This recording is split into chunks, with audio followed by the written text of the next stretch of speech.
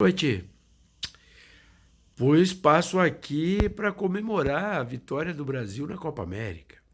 Isso é importante, brasileiros ganhamos. Também para dizer que somos um país com 1.200.000 assassinados por armas de fogo ou por outras formas. Dados da ONU, somos o país que mais mata no mundo.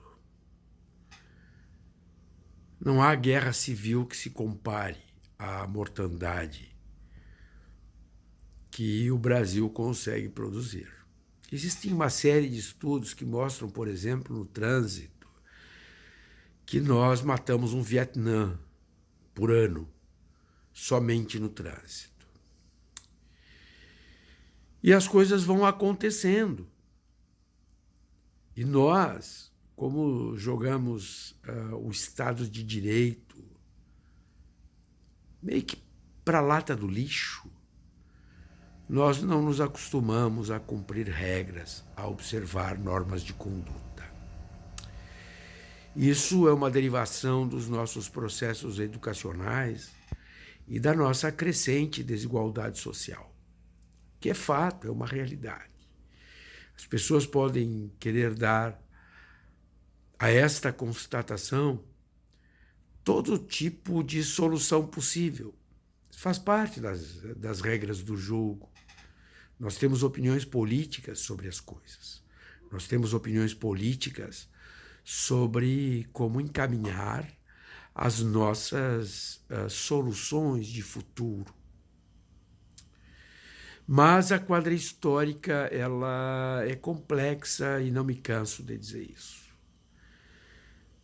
A Folha de São Paulo, no final de semana, divulgou algumas conversas e que, diga-se de passagem, o Moro não negou, sobre a deliberação ocorrida entre Moro, Dallagnol e alguns membros daquele grupo do Telegram sobre a quebra de um acordo feito pelo sistema judicial com um acusado na Operação Lava Jato. E a quebra desse sigilo traz duas gravidades enormes. A primeira delas é a traição daquela turma, especialmente que faz parte deste grande conluio, é o que parece, que integraria o ministro Fachin, o Fachin. Aquele que o Dallagnol disse, ahá, o Fachin é nosso. Pois o Fachin tinha definido que determinada delação estaria sob sigilo judicial. E o que Sérgio Moro propõe? A traição ao juiz da Suprema Corte. E notem o detalhe, ele não negou esta conversa. Ele disse, afirmou, está nos jornais, que para um país que vive sob uma ditadura, isso deveria ser feito. Ele só não pensou naqueles que poderiam morrer sob a ditadura Maduro.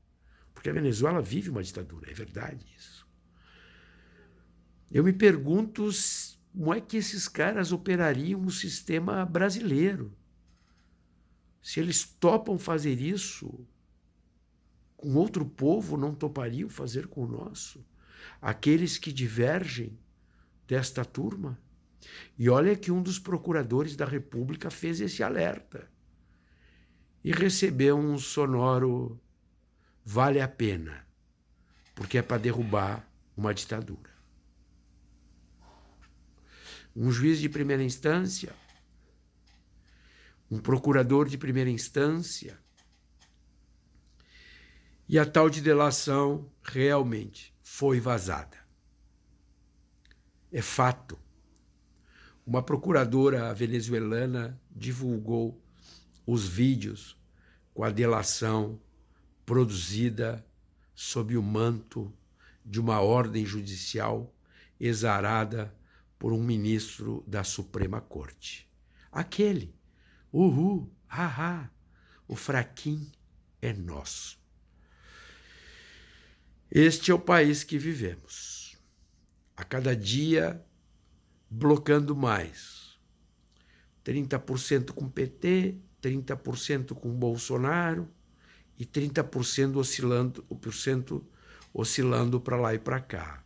São as informações da Folha de São Paulo, da última pesquisa. Quando blocos com este grau de dureza se firmam num determinado ambiente político, as consequências, a história mostra, podem ser desastrosas. Mas é isso que está acontecendo. Não adianta falar o que eu estou falando para um bolsominion. Nada prestará. Também, às vezes que digo em que não vivo para Lula ou contra Lula, é difícil falar para alguns petistas. Porque quando a política entra no mundo da crença, do fanatismo, não adianta falar. É como água no ladrilho, bate e escorre.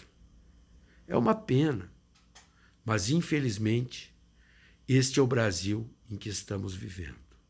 Nas ruas as pessoas morrem de frio, a economia é um desastre. Basta andar pelas ruas e ver os lugares postos para alocação, para venda, os estabelecimentos comerciais sendo fechados. Aqui no Rio Grande do Sul, semana passada, 4 fábricas fecharam. E fábricas importantes, da Nestlé, da Deca, entre tantas outras. Para pensar, num mundo onde o pensar virou agressão, eu não vou me recusar a pensar, jamais. Refletir e sobreviver. Vamos nessa. Um grande abraço e que tenhamos uma semana de alegrias. Afinal de contas, somos campeões da América. Até a próxima.